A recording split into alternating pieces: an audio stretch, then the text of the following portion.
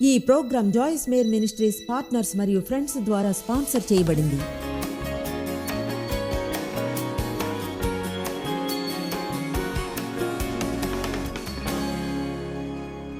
ఈ వారాంతంలో FC 1:17-19 వరకు పంచుకున్నాను. పౌలు అందులో ప్రార్థించాడు, దేవుని జ్ఞానమును గురించి సంఘం ప్రకటనను పొందాలని, వారి పిలుపుకు నిరీక్షణ, క్రీస్తులో వారి స్వాస్థ్యం ఏమిటో. చూడండి, విషాదకరం మీకేమైనా ఉండి అది ఉందని తెలియకపోవడం. కనుక జీవితం అంతా అవసరతలోనే ఉంటారో, అవసరత తీర్చేది ఉండి కూడా ఉందని తెలియనందున విచారకరం. అలానే ఉంటాం ఎక్కువగా క్రైస్తవులుగా ఉండి. తెలుసా, జీవితాన్ని గడిపేస్తాం అనుకుందాం, కూర్చోవడానికి ముందే కుర్చీలో కూర్చుని ఉన్నా చాలా కష్టపడతాం. ఉదాహరణకు మన ప్రవర్తనను మెరుగుపరచడానికి, మంచిని చేయడానికి, మంచిగా ఫీల్ అవ్వడానికి. అయితే నిజం ఏమిటంటే మనం ముందే దేవునితో నీతిగా చేయబడ్డాము. మన ఆత్మలో నీతి అనేది ఉంది. మనం దేవునితో నీతిగా ఉన్నామని నమ్మితే అప్పుడు ఆ నీతి యొక్క వేరులోని సహజ ఫలం మంచి వాటిని ఉత్పత్తి చేస్తుంది, అలాగే మంచి ప్రవర్తనను. కనుక ఎప్పుడైనా సరే ఏదైనా మీరు ఏదో నిరూపించడానికి ఏదైనా చేస్తుంటే శరీర కార్యాల్లోనే ముగిస్తారు. ఎంతగానో విసిగిపోతారు, మరింతగా విసిగిపోతారు. ముందుగా క్రీస్తులో మీరెవరో తెలుసుకోవాలి. మీ స్వాస్థ్యం ఏమిటో. దేవుడు మిమ్మల్ని ఎక్కువ ప్రేమించడు మీరు ఎక్కువ మంచి పనులు చేస్తే. మీరు మంచి పనులను ఆయన ముందే మిమ్మల్ని ప్రేమించినందున చేయాలి. ఆయన మంచితనము, గొప్పతనానికి ప్రతిస్పందనగా ఇప్పుడు మీరు వీలైనంత ఎక్కువ మందికి సహాయం చేయాలనుకుంటారు. ఆయన మిమ్మల్ని ప్రేమించాలని కాదు, ఆయన మిమ్మల్ని ప్రేమించినందున. కనుక అది ఆవశ్యకమైంది. అంటే అలాంటి వాటి నుంచి వెళ్ళినా అది ఆవశ్యకమైంది, చాలా ముఖ్యమైంది, అది తప్పనిసరిగా ముఖ్యమైంది. క్రీస్తులో మనం ఎవరమో తెలుసుకోవడం, అలాగే మన స్వాస్థ్యం ఏమిటో. ఎంతమంది నమ్ముతారు? మీకు పిల్లలుంటే మీరు చనిపోతే మీరు వారికి స్వాస్థ్యాన్ని వదిలిపెట్టి వెళితే వాళ్ళు విల్లుని స్కాన్ చేస్తారు అని, అంటే సూక్ష్మంగా చూస్తారు వాళ్ళ వంతు ఏమిటి అన్నది. ఒకవేళ ఎవరైనా లాయర్ నుంచి మీకు నోటీస్ గాని వస్తే ఫలానా వారి విల్లులో మీరున్నారని, మీరు అక్కడికి వెళతారు. ఆ విల్లు చదవబడే చోటుకి మీ వంతు ఏమిటో మీరు తెలుసుకుంటారు. అందులో ఏది మిస్ కాకుండా జాగ్రత్త పడతారు. మనకు దాదాపు అలాంటి పరిస్థితే ఉంది. యేసు కార్యం చేసి మన కొరకు ఎంతో సంపదను సంపాదించాడు. కొన్నిసార్లు పేరెంట్స్ చేసినట్లుగానే తర్వాత వాళ్ళ పిల్లలకు వదిలి వెళ్తారు. ఆయన తన పిల్లల కొరకు వదిలి వెళ్ళాడు.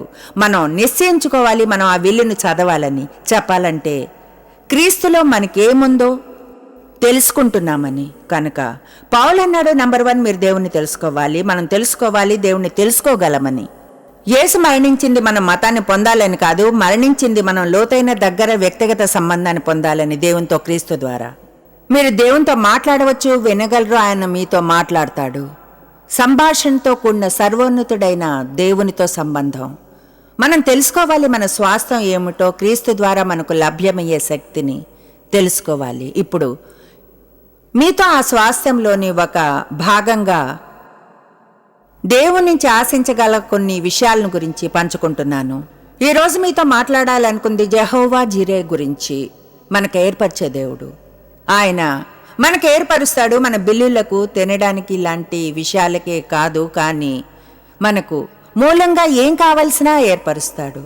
మనకెప్పుడు కావాలన్నా, అలాగే మనకెంత కావాలో అంత మనం నిజంగా అలవాటు చేసుకోవాలి దేవుని వద్దకు ముందుగా వెళ్ళడాన్ని. ప్రజల మీద ఆధారపడకుండా, గవర్నమెంట్ మీద, మన ఉద్యోగం మీద కూడా ఆధారపడకుండా, రిటైర్ అయిన తర్వాత వచ్చే డబ్బు మీద కానీ దేవుని మీద ఆధారపడాలి. ఆయనకి తెలియనివ్వాలి, స్పష్టంగా చెప్పండి, దేవా నీ మీద ఆధారపడి ఉన్నాను, నిన్నే అనుకుని ఉన్నాను, నీ మీద ఎందుకు నమ్మకం అంటే నాకు తెలుసు ఈ లోకంలోని ప్రతిదీ కదిలించబడగలిగేదని.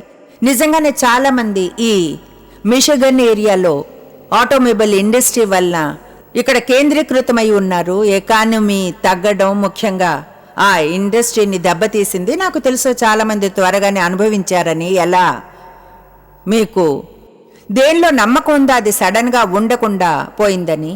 అయితే ఈ భూమి మీద ఏది స్థిరం కాకున్నా దేవుడు ఇక్కడ ఉన్నాడు. ఇప్పటికీ మన ఆధారమే మన అవసరాలను తీర్చాలంటాడు. అయితే ఆర్థికమైన విషయాలను మాత్రమే ఆయన తీర్చడు.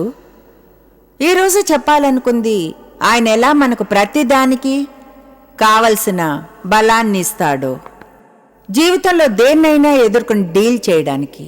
అంటే మీకు బిడ్డగానుంటే చాలా చాలా కష్టమైతే అతనితో డీల్ చేయడం, లేదా ప్రత్యేకమైన అవసరతలున్నా, లేదా మీ జీవిత భాగస్వామి వల్ల క్లిష్ట సమస్యలు ఉన్నా అయితే మీరు నమ్ముతున్నారు ఏమనంటే దేవుడు ఆ వ్యక్తిలో క్రియ చేస్తున్నాడని, విషయాలు మారతాయని, ప్రతిరోజు ఈడ్చుకుంటూ గడపక్కర్లేదని దుఃఖంగా, నిరాశలో సణుగుతూ గొణుగుతూ ఫిర్యాదులు చేస్తూ, ఇంకో రోజు కూడా భరించలేమని చెబుతూ మీరు గాని ఆ పరిస్థితిలో ఉంటే అది దేవుని చిత్తం, మీరు అక్కడ ఉండాలని. తర్వాత నమ్మవచ్చు 100% దేవుడు మీకు ప్రతి క్షణం బలాన్ని ఇస్తాడని, సామర్థ్యాన్ని, శక్తిని అక్కడ ఉండడానికి, ఆనందిస్తూ ఉండడానికి. నేనన్నాను అక్కడ ఉండడానికి, ఉండి సంతోషంగా ఉండడానికి, అక్కడ ఉండడానికి, ఉండి ఆనందంగా ఉండడానికి.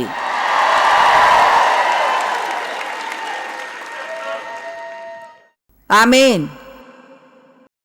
ఇప్పుడు కొన్నిసార్లు వరుసగా మీకు నిరాశ కలిగించిన విషయాలు జరిగినప్పుడు ఒక చెడు అలవాటు రావచ్చును, మీకు ఉన్నదానికంటే ఎక్కువ ఆశించేలా. కనుక నేను పెద్ద అయ్యేప్పటికీ దాదాపు 20 ఏళ్ల ఆరంభంలో దేవునితో నా సొంత సంబంధాన్ని ఏమైనా పెట్టుకోవాలనుకున్నప్పుడు నాకు జీవితంలో ఒకదాని తర్వాత మరొక పీడకల్లానే అయింది. నేను దేవుని కలిసేపటికి ఎంతో ప్రతికూలంగా ఉండేదాన్ని.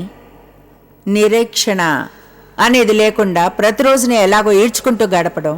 ఇక డేవ్ ఎంతో మంచివాడు, బలమైన క్రైస్తవుడు, జీవితమంతా క్రిస్టియన్లానే ఉన్నాడు, పరిశుద్ధాత్మచే నింపబడ్డాడు. 18వ ఏటనే దేవుణ్ణి ప్రేమించేవాడు. ఆయనకప్పుడు 26 ఏళ్ళు, పెళ్లి చేసుకోవాలని వెయిట్ చేస్తున్నాడు. పెళ్లి చేసుకునే సమయం వచ్చిందని వేర్వేరు గర్ల్స్తో డేటింగ్ చేస్తున్నాడు. నేను షాపింగ్ చేస్తున్నా. ఆయన ప్రార్థించాడు, ఆయనకు సరైన భార్యని ఇస్తాడని, ఇవ్వాలని అన్నారు. సహాయం అవసరమైన ఎవరినైనా ఇవ్వమని.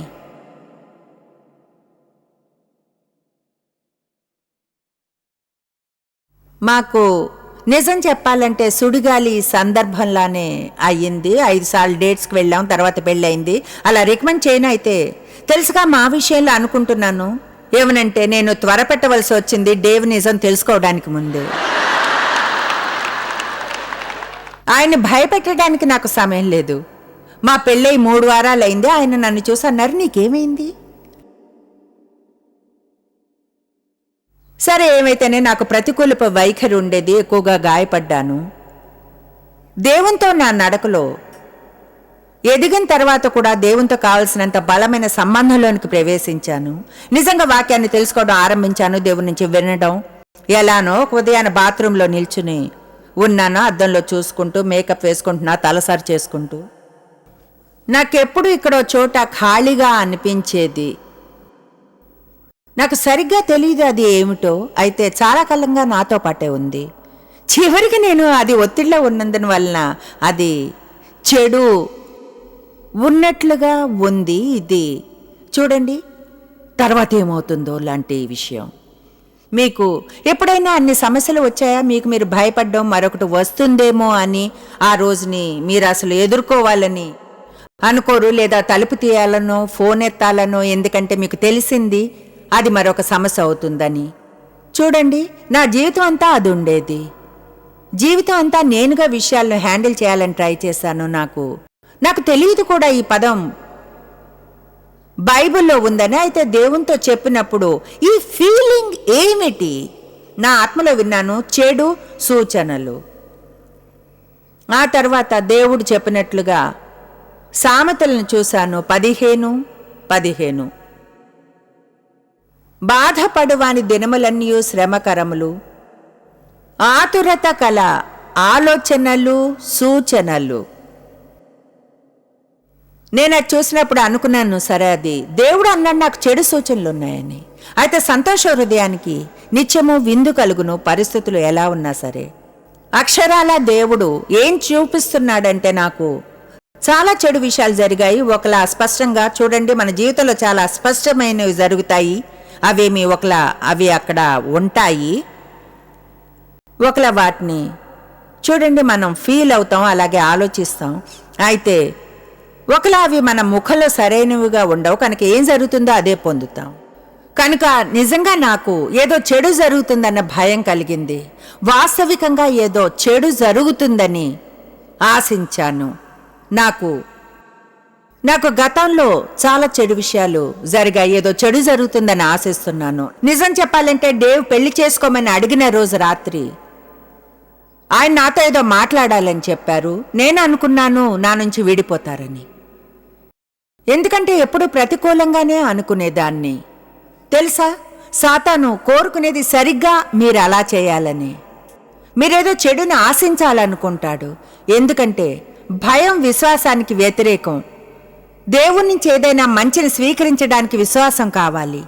అసలైతే సాతాను వద్ద మన కొరకు చెడు ప్లాన్ ఉంటుంది. మనం గాని జాగ్రత్తగా లేకుంటే వాటి కొరకు ద్వారాన్ని తెరవచ్చును. భయపడి చెడు విషయాలను ఆశించి మనం దేవునికి ద్వారాన్ని, మంచి వాటిని ఆశించి తెరవగలం. నిన్న మీకు కొంచెం చెప్పాను దేవునికై నిరీక్షించడం గురించి. బైబిల్లో మనకు బోధించే చోట్లన్నిటిని గురించి దేవునికై నిరీక్షించాలని. బహుశా మనకు తప్పు ఐడియా ఉంటుంది ఆ పదం గురించి. అది చలనరహితంగా ఉండేది అనుకుంటాం. నేనేం చేయడం లేదు, నువ్వేం చేస్తున్నావు? దేవునికై నిరీక్షిస్తున్నాను. చూడండి, అసలైతే అది మీ జీవితంలోని అత్యంత ఆధ్యాత్మికమైన యాక్టివ్ సమయాల్లో ఒకటి. ఆధ్యాత్మికంగా యాక్టివ్గా ఉండే సమయం. ఎందుకంటే మీరు కానీ నిరీక్షణ చదివితే హీబ్రూలో లేదా గ్రీకులో తెలుసుకుంటారు. దానికి అర్థం ఏమనంటే ఆశించడం, ఎదురు చూడడం, చేతులు చాపి కోరుకోవడం, విరిసిన హృదయంతో దేవుని మంచితనం అంతా కూడా మీ జీవితంలో కనిపించాలని. విషాదకరంగా ఉండేది అది.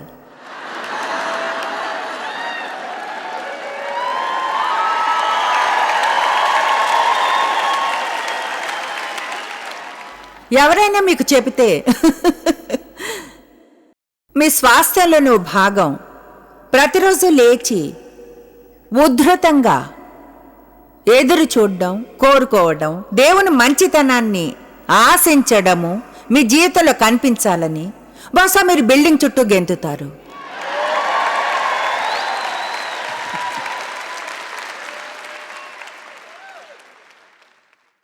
ఇప్పుడు అందరూ చెప్పండి, నాకేదో మంచి జరగబోతుంది.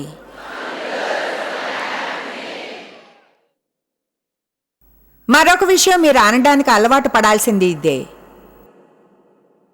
దేవుడు నా జీవితంలో క్రియేట్ చేస్తున్నాడు ఇప్పుడే.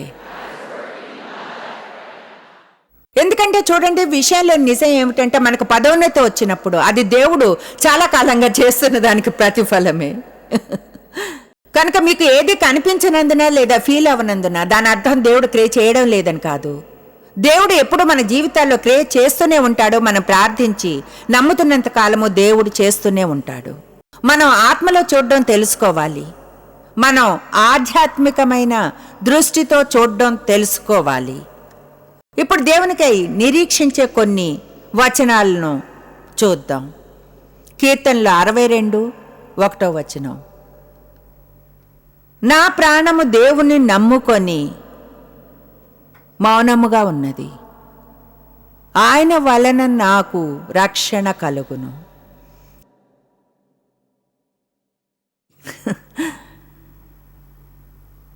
ఎవరికై నిరీక్షిస్తున్నారు? గవర్నమెంట్ కొరక? ఫ్రెండ్స్ కొరక? దేవుడు మిమ్మల్ని ఇతర ప్రజల మీదో లేక వస్తువుల మీదో ఆధారపడ్డానికి సృష్టించలేదు. కానీ మనం ఆయన మీద ఆధారపడాలంటాడు. మనలో కార్యాన్ని చేయనివ్వాలంటాడు. ఆయన ఎన్నడూ ఊహించలేనంత గొప్ప విషయాలను చేయడానికి. అయితే చూడండి, మీరు ఎప్పుడూ దేవుడు ఫిలిప్పీ 4 చెప్పినట్లు మిమ్మల్ని చేయాలని ఆశిస్తాడు. సమృద్ధిగా కలిగి ఉన్నది, సమస్తమును పుచ్చుకొని ఏమీ తక్కువ లేక ఉన్నాను. ఆమేన్. సమృద్ధి కలిగి ఉండి సమస్తమును పుచ్చుకొని ఏమీ తక్కువ లేక ఉన్నాను. జీవితంలో పొంగి పొర్లేంతగా సమృద్ధి, మీ అవసరాలను తీర్చుకుని ఇతరుల అవసరాలు తీర్చగలిగేలా. ఆమేన్. కీర్తనలు 62:5-6 నా ప్రాణమా దేవుణ్ణి నమ్ముకొని మౌనముగా ఉండుము, ఆయన వలననే నాకు నిరీక్షణ కలుగుచున్నది. ఏదో చెడు జరుగుతుందని ఆశించడం అంటే నేను అపవాది నుండి ఆశిస్తున్నాను. ఏదైనా మంచి జరగాలని ఆశిస్తే మనం దేవుడి నుంచి ఆశిస్తున్నాం, ఎందుకంటే దేవుడు మంచివాడు. ఆయన చేసిన ప్రతిదీ మంచిదే, చేసిన ప్రతిదీ అద్భుతమే. చెప్పండి, నాకేదో మంచి జరగబోతుంది ఈరోజు. ఇప్పుడు ఎవరో బహుశా అవును సరే రాత్రి అయిపోయింది, అది జరగకపోతే చూడండి. అయితే మీరు గ్లాస్ సగం ఖాళీలా ఉందనేవారే, అవునా? ప్రతిదీ ప్రతికూలంగానే చూస్తారు. కానీ ఏమిటో తెలుసా, ఈ రోజు నాకేమైనా మంచి జరుగుతుందని చెబితే చివరికి ఏమీ పొందను, రోజంతా కష్టం తప్ప. అయితే ఉదయాన్నే నిద్ర లేవండి, ఇలా అంటూ నాకేదో మంచి జరుగుతుంది ఈరోజు. ఆ తర్వాత రోజు చెప్తాను, ఈ రోజు నాకేదో మంచి జరుగుతుంది, ఎందుకంటే నాకు తెలుసు దేవుడు ఇచ్చే ఆఫర్ చేసే ప్రతిదీ అపవాది ఇచ్చి ఆఫర్ చేసే దానికంటే గొప్పదని.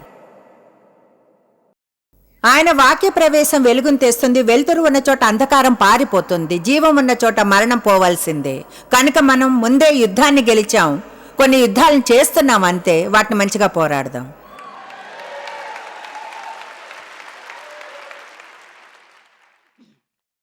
ఆరో వచనం, ఆయనే నా రక్షణ దుర్గము, నా రక్షణాధారము, నా ఎత్తైన కోట. ఆయనే, నేను కదిలింపబడను. 23 ఏళ్ల క్రితం ఈ పుస్తకాన్ని మొదటిసారి చదివాను. ఆండ్రూ ముర్రేదే, the believer's secret of waiting on God. నేను ముందుగా నేర్చుకుంది అప్పుడే ఏమనంటే, దేవునికి నిరీక్షించడం అంటే చలన రహితం కాదని. దేవునికి నిరీక్షిస్తున్నాను. నీ పరిస్థితి ఎలా ఉంది జాయిస్? ఏం చేస్తున్నావు? దేవునికై నిరీక్షిస్తున్నాను. నేను అనుకుంటాను, ముందుగా మనం దాన్ని అలానే అనుకుంటాం. ఎలా అంటే తెలుసా, నాకు కొంచెం విశ్వాసం ఉంది దేవుళ్ళు, ఆయనకై నిరీక్షిస్తున్నాను. ఏం చేస్తాడో చూద్దాం. పూర్తిగా అది తప్పు. అది మీ జీవితంలో ఆధ్యాత్మికంగా యాక్టివ్గా ఉండడమే. మీరు దేవుడు ఏదైనా అద్భుత రీతిలో చేయాలని ఆశిస్తున్నారు మీ జీవితంలో. ప్రతి నిమిషము, ప్రతిరోజు దేవునికై ఎదురు చూస్తున్నాను. మా కోడలికి మరో 4 వారాల్లో బిడ్డ పుట్టబోతుంది, ఆమె ఎదురు చూస్తుంది. చూడండి, నర్సరీ రెడీగా ఉంది. ట్రావిస్ని మరో రూమ్కి తీసుకెళ్లారు, అతనికి 2 ఏళ్ళు. బేబీ రూమ్ రెడీగా ఉంది, బట్టలు రెడీగా ఉన్నాయి, డైపర్స్ రెడీగా ఉన్నాయి, ప్రతిదీ రెడీగా ఉంది. చూడండి, మీరు ఆ సిద్ధంగా ఉండే స్థితిలో ఉండాలి. అక్కడ ఎలా అంటే, సిద్ధంగా ఉన్నాను దేవా, బహుశా ఈ రోజే ఆ రోజేమో, ఈ రోజే నా పొదోన్నతి వస్తుంది, ఈ రోజు నా సడన్ని పొందుతాను.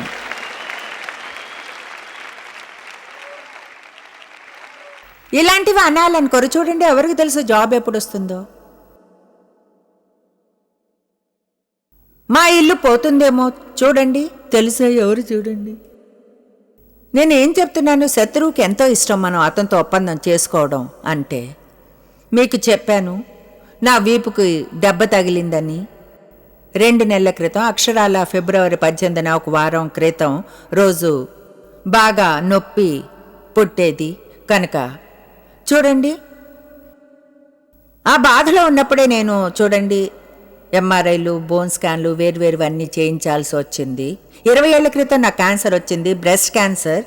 20 ఏళ్ల క్రితం. అప్పటి నుండి నాకు ఎలాంటి సమస్యలు లేవు. అయితే ఎక్కడైనా నొప్పి వచ్చినా, ఎక్కడ నొప్పి వచ్చినా సరే వాళ్ళు ఎక్స్రేలు అవి తీయాలంటారు, చేయవలసిన చెకప్లు చేయాలంటారు. ఇంకా సహజంగా మీరు కానీ మీ శరీరాన్ని చూస్తే తల నుండి కాళ్ళ వరకు మీకు ఏదో కనిపిస్తుంది, కొంచెంగా ఏదో. కనుక నేను మళ్ళీ బోన్ స్కాన్ చేయించుకున్నాను. వాళ్ళు అన్నారు, మీకు తెలుసా క్యాన్సర్ లేదు, అలాంటిదేమీ లేదు. అయితే డాక్టర్ అన్నాడు, అయితే మీకు డీజనరేటివ్ ఆర్థరైటిస్ ఉంది మీ భుజాల్లోనూ, హిప్స్లోను, మోకాళ్ళలోను, వీపుల్లోను అని. ఇప్పుడు చూడండి, మీరు ఇలా అనొచ్చు, 1 ఏడాది తర్వాత బహుశా నడవలేనేమో. ముందుగా నా భుజాల్లో నొప్పి లేదు, మోకాళ్ళలోనూ లేదు, వీపులో ఎప్పుడైనా నొప్పి వస్తుంది. అయితే మరొక డాక్టర్ని అడిగాను, నా ఫ్రెండ్ ఒకరు. అన్నాను, సరిగ్గా దాని అర్థం ఏమిటి? ఆయన అన్నారు, దాని అర్థం నీకు వయసు అవుతుంది. కనుక ఇప్పుడు ఊరికే చూడండి ప్లీజ్, మనం ఇలా చేస్తాం. ఓకే, ఇప్పుడు ఇలా అనవచ్చు. ఏమనంటే, చూడండి, నాకు ఈ డీజనరేటివ్ ఆర్థరైటిస్ ఉంది, అది నాకు తెలీదు. తెలుసా దాని అర్థం? అది ఎముకల మూలికని తినేస్తుంది. ఏం జరుగుతుందో చెప్పలేం. మ్యాన్ నాకు తెలీదు అసలు. నేను తెలుసా ఒక్కసారి సడన్గా ఇప్పుడు నా రిపోర్ట్ వచ్చింది. అది ఇప్పుడు నా జబ్బు అయ్యింది, నా సమస్య అయ్యింది. అయితే ఏం నిర్ణయించుకున్నాను తెలుసా? నాకు డీజనరేషన్ లేదు, నాకు క్రీస్తులో రీజనరేషన్ ఉంది. నాకు అనవసరం వాళ్ళు వెనక నుంచి వీల్ చైర్లో తెచ్చినా సరే నా నోరు పనిచేస్తుంది నాలో ఊపిరి ఉన్నంత వరకు.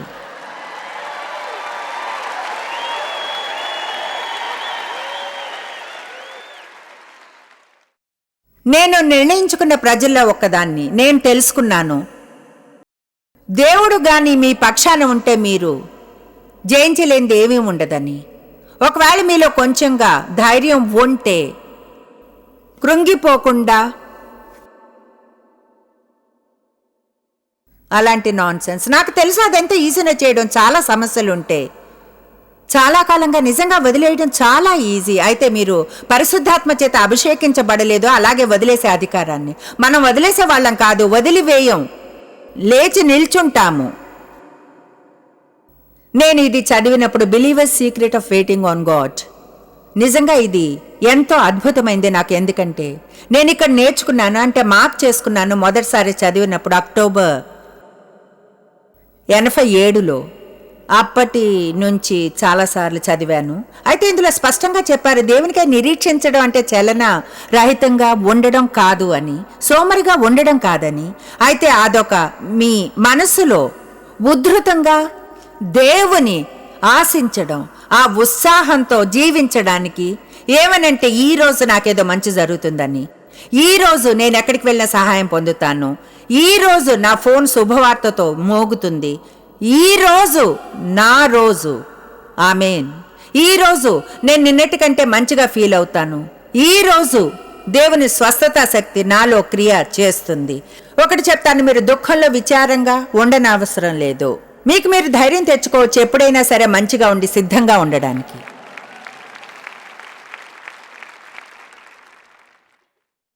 ఉద్ధృతంగా దేవుణ్ణి ఆశించడం, మనకు కావలసిన వాటన్నిటికీ సమృద్ధిగా ఏర్పరచడం. నాకు ఈ పదం ఇష్టం, ఆండ్రూ మురీ బుక్లో వాడింది.